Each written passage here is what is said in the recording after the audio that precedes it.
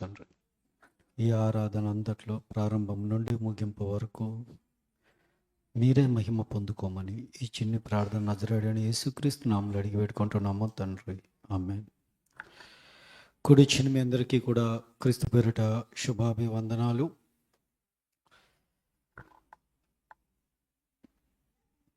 ప్రతి మనిషి పుట్టుక వెనకతల ఒక ప్రణాళిక ఉంటుంది. ఈ భూమి మీదకి ఆదాము మొదలుకొని ఈ భూమి అంతమైనంత వరకు కూడాను, ఈ విశ్వం అంతమైనంత వరకు కూడాను పుట్టుకొని వస్తున్న ప్రతి మనిషి వెనకతల లేదా పుట్టిన ప్రతి మనిషి వెనకతల కూడాను దేవుడు ఒక ప్రణాళిక కలిగి ఉంటాడు.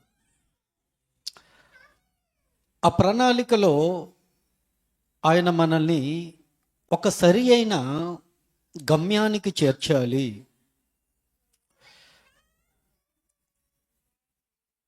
ఆ వ్యక్తిని దేవుడు ఏదైతే అనుకుంటున్నాడో ఆ గమ్యంలోనికి చేర్చడానికి దేవుడు ఈ భూమి మీద మనిషి పుట్టక ముందే మనిషి కొరకు కావలసినవన్నీ కూడాను ఏర్పాటు చేశాడు.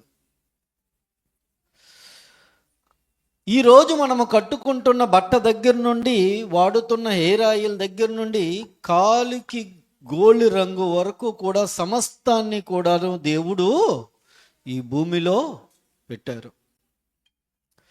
ఎందుకు అంటే తన పిల్లలు ఈ భూమి మీదకి రాకముందే వాళ్ళకి కావలసిన అన్నీ కూడా సమకూర్చాలన్న దేవుని యొక్క ఆలోచనలలో నుండి పుట్టినవాడే మనిషి. మరి అలాంటి ఆలోచన కలిగిన మనిషి మీద దేవునికి ఒక ప్రణాళిక ఉంటుంది. ఆ ప్రణాళికను ఈరోజు మనిషి గ్రహించడం లేదని చెప్పవచ్చు. ఎందుకు అంటే ఈరోజు మనిషి జీవితం ఎలాగుంది అంటే, నేను ఈరోజు బ్రతికితే చాలు, నేను ఈరోజు కష్టపడి సంపాదించుకుంటే చాలు అని కొందరు ఆలోచిస్తే, ఇంకొందరు లేదు నేను ఈరోజు కష్టపడితే రేపటికి నా భవిష్యత్తుకి, నా పిల్లల భవిష్యత్తుకి బాగుంటుంది అని మనిషి ఆలోచనలు ఎటువైపు ఉన్నది అంటే కేవలము తన బ్రతుకు మీదే కాలాన్ని వెళ్ళబడుస్తున్నాడు మనిషి. కానీ మనిషి పుట్టిన దగ్గర నుండి మనిషి దేవుని కొరకు ఏమైనా ఆలోచిస్తున్నాడా, దేవునికి ఎలాంటి ప్రణాళికలు నా మీద ఉన్నదా అని దేవుని గురించి తడువు చేసేవారు ఈ భూమి మీద లేరు. ఆయన ప్రణాళికలో భాగముగానే నేను ఈ భూమి మీదకి వచ్చానన్న సంగతి మనిషి గ్రహించడం లేదు. నేను తల్లి గర్భములో నుండి పుట్టాను అని అనుకుంటున్నాడే తప్ప, కానీ ఆ పుట్టుకకి కారణము దేవుడు అన్న సంగతిని మర్చిపోతున్నాడు మనిషి. కోటాను కోట్ల శుక్ర కణాలలో ఈరోజు నిన్ను నన్నే నిలబెట్టాడు అంటే దేవుని యొక్క ఆలోచనలు ఏటో, దేవుని యొక్క ప్రణాళికలు ఏటో అని మనిషి ఈరోజు గ్రహించడం లేదు. నేను పుట్టాను కాబట్టి బ్రతకాలి, బ్రతకడానికి తిండి అవసరము కాబట్టి తిండి సంపాదించుకోవాలి, తన తర్వాత నేను ఉండడానికి బ్రతకడానికి కావలసిన ధనాన్ని సమకూర్చుకోవాలి అని మనిషి ఈరోజు దేవుణ్ణి మరిచిపోతున్నాడు, దేవుని ఉద్దేశాలను మరిచిపోతున్నాడు. ఈరోజు కష్టం వచ్చింది అంటే, లేదా ఒక బాధ ఒక ఇబ్బందో వచ్చింది అంటే ఆ ప్రణాళికలో ఉన్న దేవుడు నిన్ను విడిచిపెట్టడు. నువ్వు దేవుణ్ణి విడిచిపెట్టి నువ్వు బ్రతుకుతున్నావేమో కానీ నువ్వు ఎలాంటి పరిస్థితుల్లో ఉన్న దేవుడు నిన్ను విడిచిపెట్టడు. ఎందుకు అంటే ఆయన దూతలతో నిత్యము పరిశుద్ధుడు పరిశుద్ధుడు పరిశుద్ధుడని గాన ప్రతిగానాలు చేసుకొనుచున్నా, కానీ ఆయన మనసు మాత్రం ఎక్కడుందో తెలుసా? నరులైనటువంటి తన కుమారుల మీద ఆయన మనసు ఉంది. ఆయన మనసు ఎక్కడుంది అంటే పరలోకములో దేవుడున్న పరిశుద్ధుడు పరిశుద్ధుడని గాన ప్రతిగానాలు చేస్తున్నప్పటికీ కూడాను ఆయన మనసు దూతలు స్తుతించే స్తుతుల మీద లేదు. ఆయన మనసు ఎక్కడుంది అంటే, నా పిల్లలు ఏమైపోతున్నారు, నా పిల్లలు ఏం చేస్తున్నారు.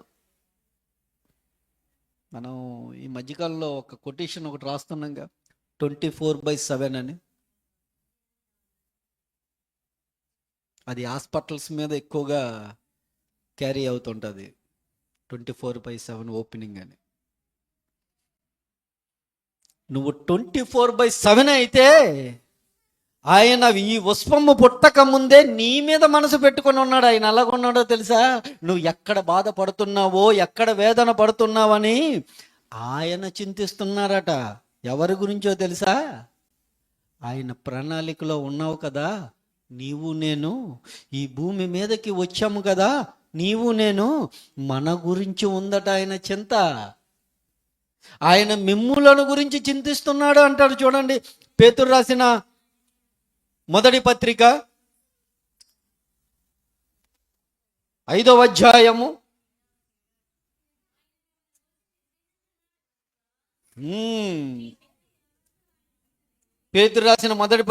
5వ అధ్యాయం 7వ వచనం. ఆయన మిమ్ములను గురించి, ఎవరి గురించి? నీ కోసము, నా కోసం, ఈ సర్వమానవాళి కోసము, భూమి మీద పుట్టుకొని వస్తున్న ప్రతి మనిషి గురించి. ఇదిగో మేము కష్టాల్లో ఉన్నాము, దేవుడు మమ్మల్ని పట్టించుకోవట్లేదని నువ్వు అనుకుంటున్నావేమో. ఇదిగో మేము ఇబ్బందుల్లో ఉన్నాము, బాధల్లో ఉన్నాము, మాకు ఎవరూ లేరని నువ్వు అని చింతిస్తున్నావేమో. Don't fear. ఎందుకంటే ఎల్లప్పుడూ దేవుడు మీ చెంతనే ఉన్నానని వాగ్దానం చేశాడు. మీ చింత యావత్ మిమ్మలను గురించి ఆయన చింతిస్తున్నాడట. ఎందుకంటే నా పిల్లలు, వాళ్ళు బ్రతుకులు ఎలాగున్నాయో, వాళ్ళ బ్రతుకులోని వారికి కావలసినవన్నీ కూడా నేను ఇచ్చినప్పటికీ కూడాను నన్ను మరచిపోతున్నారు, నన్ను వెతకువారు లేరని ఆయన బాధపడుతున్నారు. కానీ మన చింత ఎలాగుంటుంది? మన చింత దేని మీద ఉంటుంది? ఈరోజు ఆదివారమే కదా, ఈరోజు ఆదివారం కదా, తెల్లవారు లెగుస్తాం, చక్కగా ప్రార్థన చేసుకుంటాం కదా. ప్రార్థన చేసుకున్న వెంటనే దేని మీదకి వెళ్తుందో చెప్పండి మన మనసు? ఈరోజు చికెనా మటనా కదా? నిజం చెప్పండి. ఈరోజు మన కరెక్ట్గా ఆదివారం ఉదయాన్నే లెగిసిన వెంటనే ఫస్ట్ దేని మీదకి? ఆడవాళ్ళు అయితే బిర్యానీయా, అది మటన్ బిర్యానీయా, చికెన్ బిర్యానీయా అంటే మగవాళ్ళు అనుకుంటాడు ఏమి తీసుకురావాలి, మటన్ తీసుకురావాలా, చికెన్ తీసుకుని రావాలా, ఇంకేమైనా కొనాలా. ఇదే కదా, ఇదే కదా మన చింత. తెల్లవారు లెగుస్తాడు, ఆదివారం అయిపోయింది, ఇలా గడిచిపోతుంది. సోమవారం లెగుస్తాడు, వెంటనే ఏం ఆలోచన వస్తుందో తెలుసా? సోమవారం నేను డ్యూటీకి వెళ్ళాలి. ఎక్కడికి వెళ్ళాలి? డ్యూటీకి వెళ్ళాలి. సోమవారం నుండి శనివారం వరకు ఏంటి ఆలోచన? ఉదయం డ్యూటీకి వెళ్తాడు, రాత్రికి వస్తాడు, తింటాడు, పడుకుంటాడు, తెల్లవారు లెగుస్తాడు, మళ్ళా డ్యూటీకి వెళ్తాడు, మళ్ళా వస్తాడు, మళ్ళా తింటాడు, పడుకుంటాడు. జీవితం అంతా ఇలాగే గడిచిపోతుంది కదా. మరి దేవుని కొరకు ఆలోచించేవారు ఎక్కడున్నారు? ఆయన ప్రణాళిక ఎలాగుంటుందో చెప్పనా? ఆయన ప్రణాళిక ఎలాగుంటుందో తెలుసా? ఐగుప్తు దేశంలో ఇశ్రాయేలు జనాంగము నశించిపోతూ బానిసత్వంలో మగ్గుతూ దేవుణ్ణి మొరపెడుతుంటే దేవుడు అది చూసి తట్టుకోలేక ఏమన్నాడో తెలుసా మోషేతోటి?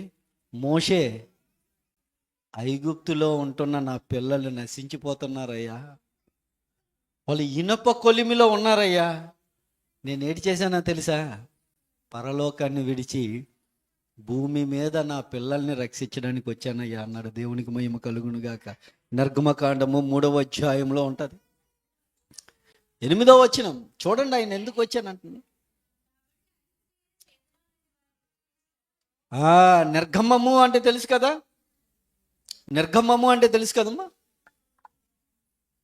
ఒక ప్రాంతం విడిచి మరొక ప్రాంతంలోనికి వెళ్ళడం, దుఃఖకరములో నుండి విడిచి సంతోషకరమైన ప్రాంతానికి వెళ్ళడం. ఇశ్రాయేలీలకి దేవుడు అలా బానిసత్వంలో ఉండేటప్పుడు దేవుడు వాళ్ళని విడిపించడానికి రావలసిన అవసరత ఏమైనా ఉన్నదా అంటే దేవుడు ఆలోచనలు ఏంటో తెలుసా? దేవుని ఉద్దేశంలో ఏంటో తెలుసా? ఇదిగో నా పిల్లలకి నేను పరలోకములో ఉండి ఈ భూమి మీద నా పిల్లల్ని నేను విడుదల చేశాను అనుకో, ఏమవుతారో తెలుసా? దేవుడు ఒక్కసారిగా వాళ్ళని విడుదల చేస్తే ఏమవుతారో తెలుసా? వాళ్ళు ఒక చిన్న ఎగ్జాంపుల్ చెప్పనా? చిన్న ఎగ్జాంపుల్. మనకు మెట్రో ట్రైన్ వస్తుందని చెప్పేసి తెలుసు కదా? తెలుసు కదా? ఇప్పుడు మన కుటుంబీకులంతా కూడా ఒకే ప్రాంతంలో ఉన్నాంగా, ఒకే దగ్గర ఉన్నాం కదా, ఒకే దగ్గర బ్రతుకుతున్నాం కదా. అదే మెట్రో ట్రైన్ వచ్చి మన ప్రాంతంలోనికి వచ్చి సరైన పునాదులు పడింది అనుకో మన ఏరియాలోని, అప్పుడు ఏమవుతామో చెప్పండి? మనందరం చెట్టుకు ఒకరు, లోకంలో చెప్తారు కదా, ఏంటి పొట్టకి ఒకరు కదా. అప్పుడు ఇప్పుడు ఉన్నట్టు కలిసే బంధం ఉండదు. అప్పుడు ఎవరు ఎక్కడికి వెళ్ళిపోతామో తెలీదు, అలాంటి స్థితిలోకి వెళ్ళిపోతాం. కానీ అదే దేవుడు అంటున్నాడు, ఇదిగో నేను ఎందుకు దిగి వచ్చానో తెలుసా? ఐగుప్తులో నశించిపోతున్నారయ్యా నా పిల్లలు, బానిసత్వంలో ఉన్నాను, నేను వాళ్ళకి విడిపించాను అనుకో. ఒక్కసారి కనుక నేను ఈ భూమి మీదకి రాకుండా నేను వాళ్ళని విడుదల ఇచ్చాను అనుకో, వాళ్ళు నా మాట వినరు. చెట్టుకొకరు పుట్టకొకరు అయిపోతారు, చెల్లా చెదరైపోతారు వీళ్ళంతా.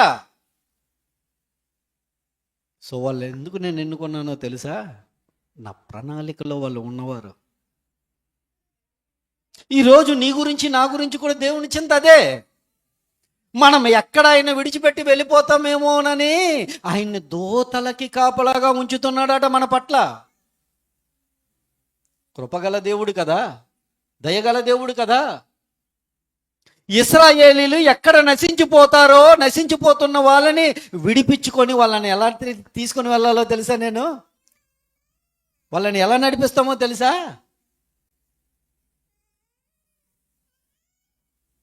ఏ లోటు లేకుండా, ఏ బాధ లేకుండా వాళ్ళని క్షేమముగా, ఎలాగా క్షేమముగా గమ్యాన్ని చేర్చేంత ప్రణాళిక కలిగి ఉన్నాడు దేవుడు వాళ్ళ పట్ల.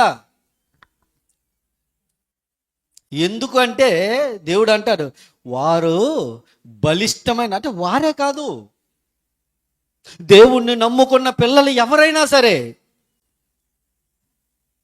మన సొంత ఆలోచనలతో, మన సొంత జ్ఞానంతో మనం నడిస్తే గుడ్డివాడికి త్రోవ చూపించినట్టుగా అవుతుంది. అదే దేవుడు అంటున్నాడు, బలిష్టమైన చేతుల కింద కనుక నువ్వు ఉంటే నేను ఎలా నడిపిస్తాడో తెలుసా? విడువక ఎడబాయక నిన్ను అంటి పెట్టుకొని నీకు దరిచే దారిలో ఏ లోటు లేకుండా నిన్ను క్షేమముగా గమ్యానికి చేరుస్తారు. అలా క్షేమముగా గమ్యం చేరేంత వరకు కూడాను దేవుడు విడిచిపెట్టాడా? వాళ్ళని విడిచిపెట్టాడా? ఎక్కడ కూడా విడిచిపెట్టలేదు. వెన్నంటే ఉన్నాడు, వెన్నంటే నడిచాడు. వాళ్ళు నడిచేటప్పుడు అడ్డంకులు ఏమైనా వచ్చినా వాటనన్నిటినీ తొలగించి దేవుని వాళ్ళని క్షేమంగా నడిపించుకుంటూ వెళ్ళారు. అంత గొప్ప దేవుని ప్రణాళికలో ఉన్న నీవు నేను కూడాను మనల్ని కూడా ఆయన క్షేమమైన గమ్యానికి చేర్చాలని అనుకుంటున్నాడు. కానీ మనము ఎప్పుడు చెయ్యి విడిచిపెట్టే వారంగానే ఉంటాం. చూడండి, అదే రోమిలికి రాసిన పత్రిక, గమ్యాన్ని చేర్పించడానికి ఆయన ఎలాంటి ప్రణాళిక వేశాడంటే, ఈ భూమి మీద మనం బ్రతుకుతూ ఇదిగో దేవుణ్ణి నిర్లక్ష్యము చేసి, దేవుని కొరకు బ్రతకవలసిన మనిషి ఈరోజు నిర్లక్ష్యము చేసి పాపపు ఊబిలో మగ్గిపోతూ దేవుని యొక్క మాటను అతిక్రమించి ఈ లోకమే శరణ్యం అనుకొని, ఈ లోకమే నివాసం అనుకొని బ్రతుకుతున్న మనిషి కొరకు పరలోకాన్ని విడిచి ఈ భూమి మీదకి వచ్చాడు యేసుక్రీస్తు అనే మహానుభావుడు. పరలోకాన్ని విడిచి ఈ భూమి మీదకి వచ్చాడు. రోమిలికి రాసిన పత్రిక, రోమిలికి రాసిన పత్రిక 5వ అధ్యాయము 8వ వచనం ఒకసారి తీయమ్మా, చదువమ్మా. 8వ వచనం, 5వ అధ్యాయం 8వ వచనం. అయితే దేవుడు బా ఎవరి ఎడలా ఈ భూమి మీదకి పుట్టుకొని వస్తున్న ప్రతి అమ్మ సైలెన్స్ కొంచెం నాన్న పిల్లల్ని. ఈ భూమి మీదకి పుట్టుకొని వస్తున్న ప్రతి మానవుల వెనకాతల దేవునికి ఒక ప్రణాళిక ఉంది. ఆ ప్రణాళికలో భాగములో ఏ మనిషి నశించిపోకూడదని, ఏ మనిషి కూడా పాపపు ఊపిరిలో మగ్గిపోకూడదని, ఏ మనిషి కూడా పాపముతో మరణించకూడదని, పాపాన్ని అంటుపెట్టుకుంటే నా దగ్గరికి మీరు రాలేరు నాయనా అని ఆ పాపము తీయడానికి యేసుక్రీస్తు వారు అనే మహానుభావుణ్ణి ఈ భూమి మీదకి పంపించి, చదవమ్మా. అయితే దేవుడు మన ఎడల తన ప్రేమను వెల్లడిపరుస్తున్నాడు. ఎట్లనగా, చూడండి ఎంత కంక్లూజన్ ఇస్తున్నాడో చూడండి.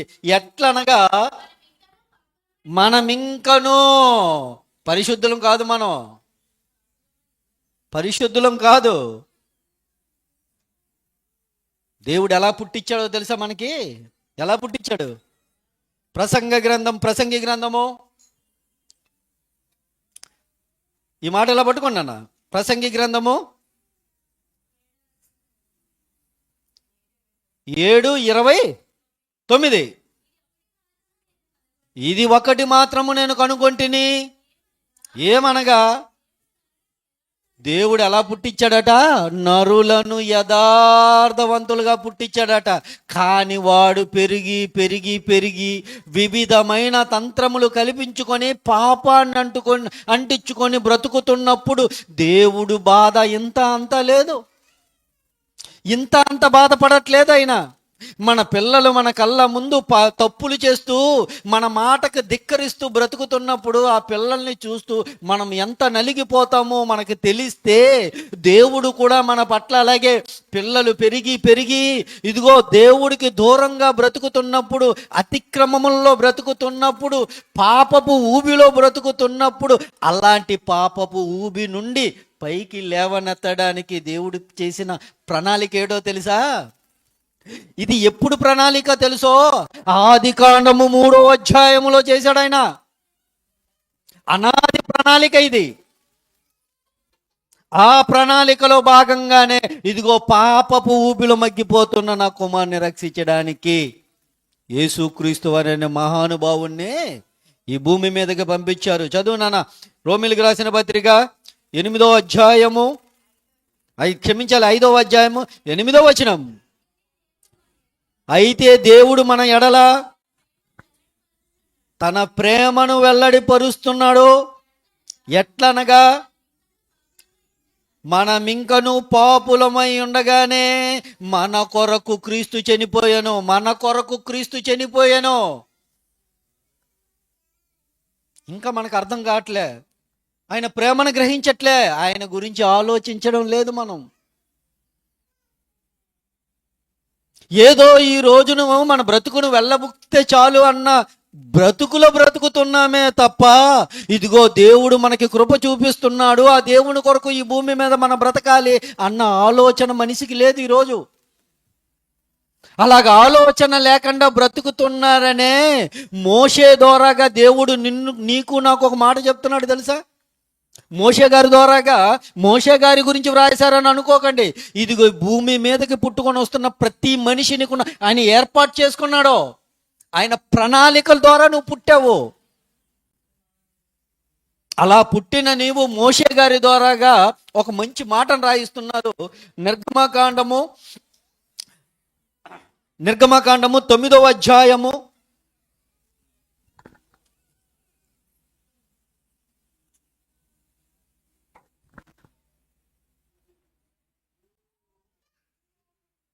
16వ వచనం. ఇది మోషే గారి గురించే అనుకోకండి. నా బలమును నీకు చూపించినట్లును భూలోకమంతటిని, బాగా వినాలి, భూలోకమంతటిని నా నామము ప్రచురము చేయనట్లు అన్నాడు. ఇది మోషే గారికి ఒక్కరికే కాదు, భూమి మీదకి పుట్టుకొని వస్తున్న నీకు నాకు సర్వ మానవాళికి చెబుతున్న మాట. ఆయన నామము ప్రచురము చేయాలి. మరి చేద్దామా? చేద్దామా? క్రిస్టమస్ వచ్చిందంటే మనకి సంబరాలు, తర్వాత డిసెంబర్ దాటిందంటే అంబరాలు కదా. డిసెంబర్లో మనకి సంబరాలు, డిసెంబర్ అయిపోయిన తర్వాత ఇంకా కోత విస్తారంగా ఉంది. పనివారు కొదువై ఉన్నారు. నీ కొరకు నా కొరకే. ఏం చెప్తున్నాడు చదవమ్మా. నా బలమును నీకు చూపించినట్లును. దేవుడు నిన్ను కాపాడుతున్నాడుగా, దేవుడు ప్రతి నిమిషం నిన్ను కాపాడుతున్నాడుగా. అది వచ్చి చెప్పాలి కదా, ఇదిగో దేవుడు మన పట్ల ఇలాంటి కృప చూపిస్తున్నాడు అని చెప్పాలి కదా.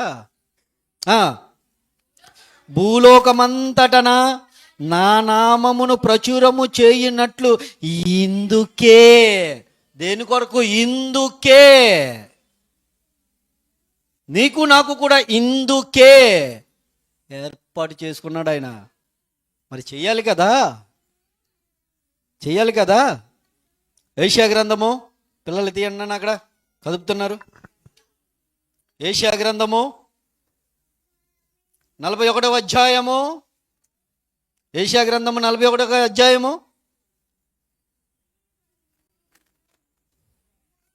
10వ వచనం. అందరు తీయండర్రా.